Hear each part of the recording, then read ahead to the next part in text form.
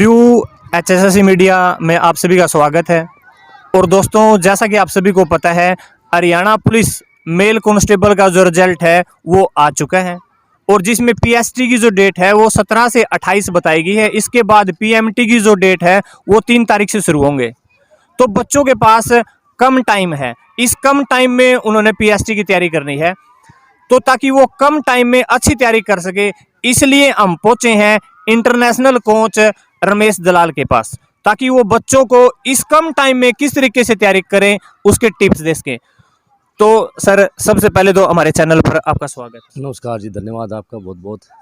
तो सर, हम आपको बता देते हैं, एक बार हरियाणा पुलिस का रिजल्ट आया है और जिसमें सबसे पहले अब PST है। PST में बच्चों को अब 5500 ये पोस्ट हैं, जिसमें 38,600 बच्चे PST के लिए सिलेक्ट हुए हैं। 12 मिनट में सर उन्होंने 2.5 किलोमीटर की रेस लगानी है। तो सर, किस तरीके से ये पॉसिबल, मतलब आसानी से वो कर सकते हैं? उसका ये लगा लो सर, जैसे 2.5 किलोमीटर रेस है तो हमारे जो ट्रैक है वो लगभग 400 मीटर का है, लगभग 400 का होता ही है। और ये मान के चलो कि 6.25 चक्कर, तो 6.25 चक्कर 12 मिनट में लगाने, तो इसका मतलब है कि आपको एक चक्कर 2 मिनट से कम में लगाना है, ठीक है ना।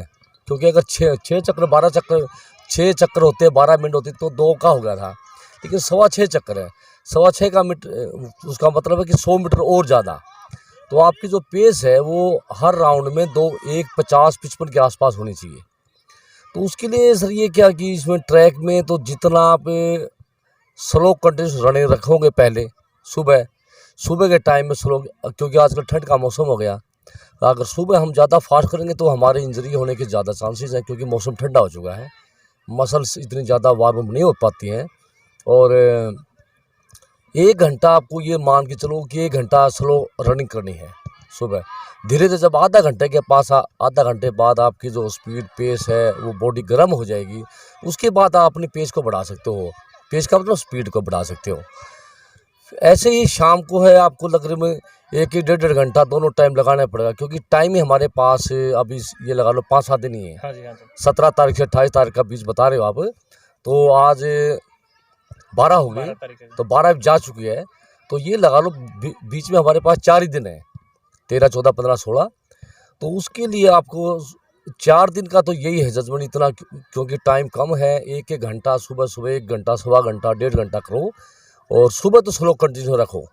शाम को आपको रनिंग करनी पड़ेगी 2 किलोमीटर की, 1.5 किलोमीटर की, ऐसे टाइमिंग के हिसाब में। बीच में रेस्ट कम और आपकी स्पीड ज़्यादा होनी चाहिए, डिस्टेंस ज़्यादा से ज़्यादा कवर करना चाहिए, ताकि हमारे ज़्यादा से ज़्यादा सांस पे असर पड़े। सांस फुल आउट, सांस को बिल्कुल हमने 0 पर नहीं लाना है। अगर सांस को हमने, हमारी जो रिस्पिरेटरी सिस्टम है, अगर उसको हमने नॉर्मल लिया है ना, तो फिर इतना ज़्यादा स्टेमिना नहीं बन पाएगा। तो उसको हमने ये करना है कि कोई भी काम किया, हमने स्पीड में काम किया, बीच में कम से कम रेस्ट लिया। हाँ जी। और 1 घंटा की जो ट्रेनिंग है आपकी, वो 1 घंटा की ट्रेनिंग तकरीबन 2 घंटे बराबर हो जाएगी, जब आपकी स्पीड ज़्यादा होगी तो। और उसके दौरान हमने ये करना है कि कोई जैसे इसके 5 चक्कर लगा दिए, 5 चक्कर का हमने टाइमिंग ले लिया। ये ला लो, अगर तकरीबन 2 मिनट के आसपास भी चलते तो 10 मिनट हो जाएंगे। फिर हमने 1 मिनट का रेस्ट लिया, फिर 4 चक्कर है, 1 के बाद में 3 चक्कर हैं। तो ऐसे करते करते आप 3, 2, 1 पे आ जाओगे। तो आपकी इतना हो जाए कि 5 दिन का आपका जो शेड्यूल है वो आपके आराम से जो 2.5 किलोमीटर है वो 12 मिनट में आराम से लग जाएगी आपकी। अच्छा सर, एक दिन जिस दिन उनकी रेस है, जिस दिन दौड़ना है, उस दिन किस चीज़ का ध्यान रखें जी? उस दिन का ध्यान हमने ये रखना है, एक तो वहाँ पर ग्रुप में ना फंसे, ताकि जो जितना खुल के बाहर भागेगा वो उतना अच्छा रहेगा।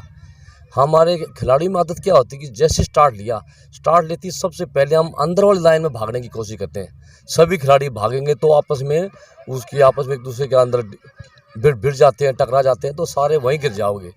और उसमें आपको अगर 10 सेकंड भी लॉस हो गया, फिर वो दोबारा पेस को मिलना या उसको पेस को पकड़ना बड़ा मुश्किल हो जाता है। तो इस कारण से अपने आप को सेफ रखना है, बचाना है, बाहर की करो। धीरे धीरे पहली लाइन में जगह बनती जाएगी, आप धीरे धीरे पहली लाइन में शिफ्ट होते जाओ। मतलब कई बच्चों के कमेंट भी आए हैं, जिस तरह वहाँ पर जो रेस है वो रोड के ऊपर है, इसमें किस प्रकार की सावधानियां रखनी चाहिए? पहली बात तो जी, वो आपको जो मैंने पहले बात बताई है वो ट्रैक की बात बताई थी। जैसे कि आप बता रहे हो कि वहाँ रोड पे रनिंग है, और हमने ये ध्यान रखना है कि रोड पे एक तो आपके जो शूज़ हैं वो बड़े लाइट होने चाहिए। दूसरा, आपकी जो सोल और हील की जो मोटाई है जूतों की, उसमें अंतर होना चाहिए। मतलब एडी पे थोड़ा मोटा होना चाहिए, एडी के नीचे जूते, और टो के नीचे थोड़ा बारीक होना चाहिए। उसके हल्के रहेंगे, आपका जो रनिंग प्रोसीजर है वो आगे की तरफ फॉरवर्ड ज़्यादा रहेगा। अच्छा, एक सर इसके बाद है फिर पीएमटी। पीएमटी पीएमटी में है सर चेस्ट एक्सपेंड करना, चेस्ट फुलाना। हाँ, 83 होनी चाहिए सर वो बिना फुलाएं, और 87 फुलाने के बाद होनी चाहिए। इसके लिए भी कोई टिप्स हो सकती है जी? इसके लिए भी ये टिप्स है जी। जैसे जो आपकी छाती मान जिसकी है उसके लिए तो कोई ज़रूरत है नहीं। जिसकी बिल्कुल पॉइंट पे है या थोड़ा 1-2 सेंटीमीटर कम है, उसको ये करना चाहिए, पाँव ऊपर हाथ नीचे रख के डिप्स मारो, अच्छे डिप्स मारो ज़्यादा। जिम में, अगर जिम है तो जिम में आपको बैक स्ट्रेच करनी है। आपके गर्दन में रोड है वो आपके बैक साइड से होनी चाहिए, ताकि उससे हमारी ये वाली मसल डेवलप हो जाए। और छाती को एक्सपेंड करने का यही एक ढंग होता है। ये मसला अगर आपकी 2-2 सेंटीमीटर भी बढ़ गई, 2 सेंटीमीटर यहाँ से होगी, 2 यहाँ होगी कम से कम, तो 4 सेंटीमीटर तो सीधा ही एक्सपेंड हो गई। उसके बाद आपको जो सांस लेना है वो आपको नॉर्मल लॉन्ग ब्रीदिंग ले ली है। लंबा सांस लेना है, लंबा छोड़ना है, लंबा। उसके लिए भी जो स्पेशल टिप्स होते हैं, प्रैक्टिस होती है। अगर छाती में हमारा ज़्यादा सांस भरा गया तो छाती नॉर्मल अपने आप ही फूलेगी, उसको ज़्यादा एक्सरसाइज करने की ज़रूरत नहीं होती।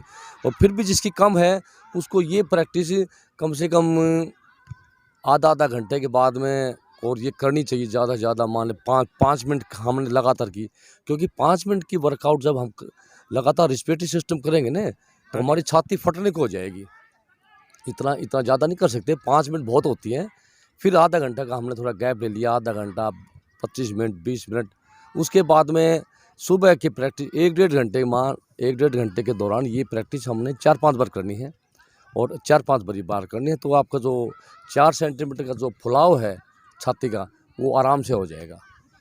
तो भाई ये हमारे साथ थे इंटरनेशनल कोच रमेश दलाल जी, जिन्होंने रेस के बारे में भी बताया है, और जिन्होंने साथ में फिर पीएमटी के बारे में, शुरू में पीएसटी और बाद में पीएमटी के बारे में भी बताया है। तो यदि इन चीज़ों का हम ध्यान रखेंगे तो इस कम टाइम में भी हम सफल हो सकते हैं। तो अपने चैनल को देखने के लिए आपका धन्यवाद। अपना प्यार और सपोर्ट इसी तरीके से बनाए रखिएगा। Thanks for watching. Thank you. Good.